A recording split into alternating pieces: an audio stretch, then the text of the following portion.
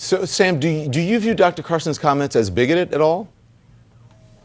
Well, I do. I think we have to distinguish between how we treat ideas and how we treat people. And Dr. Harris, I think that is a wonderful idea. This is why you're brilliant. This is why everyone says, oh, Sam Harris, he's amazing. Get me a towel. And some of you are probably here today watching this. So I'd like to use this as a teachable moment, because what Sam's about to do is the exact opposite of what he suggests. 100% contradictory, which makes him a hypocrite. And I wrote something to that effect in the comments after watching it. How can someone give this advice and then lay out a string of personal insults and attacks against someone who's not present to defend themselves with no actual arguments and still have people think he's brilliant?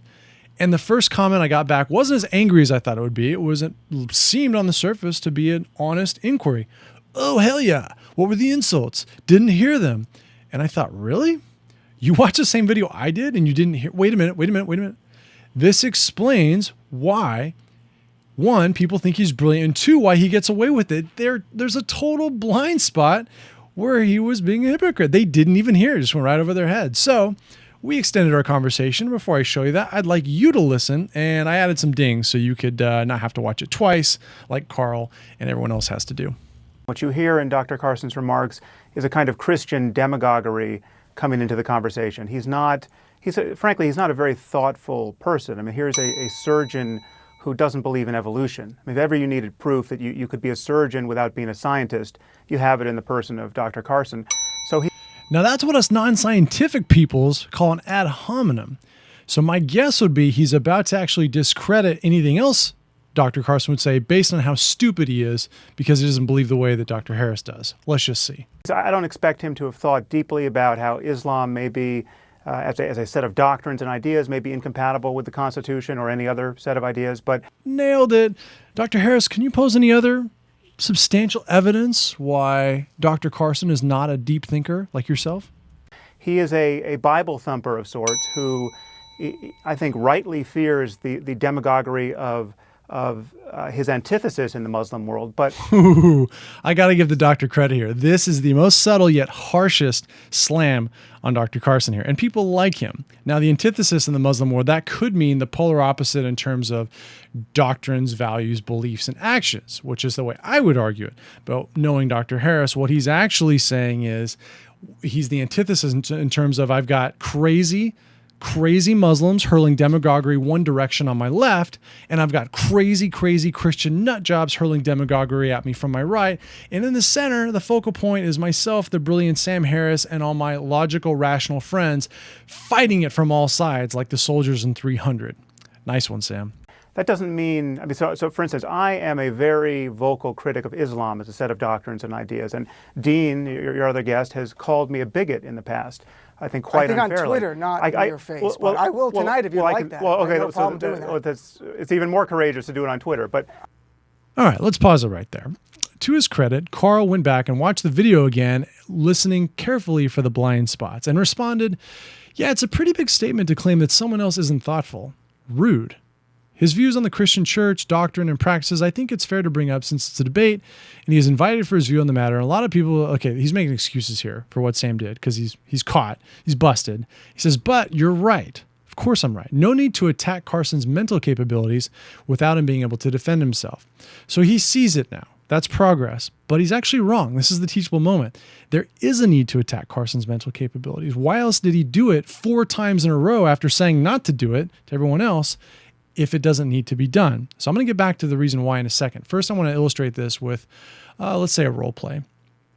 Okay, and before I do, I just want to say Sam Harris is good at anyone at detecting and eviscerating weaknesses in an argument, chinks in the armor.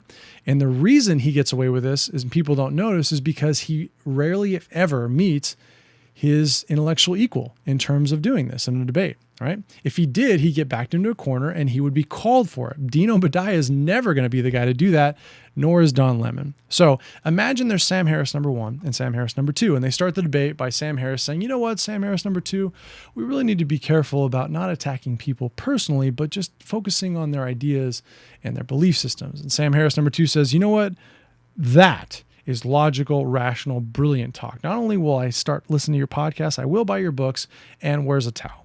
I'm all messy. And Sam Harris number 1 says, yeah, okay, I'm glad we agree. But the problem with you, Sam Harris number 2, is you're not a deep thinker. All right.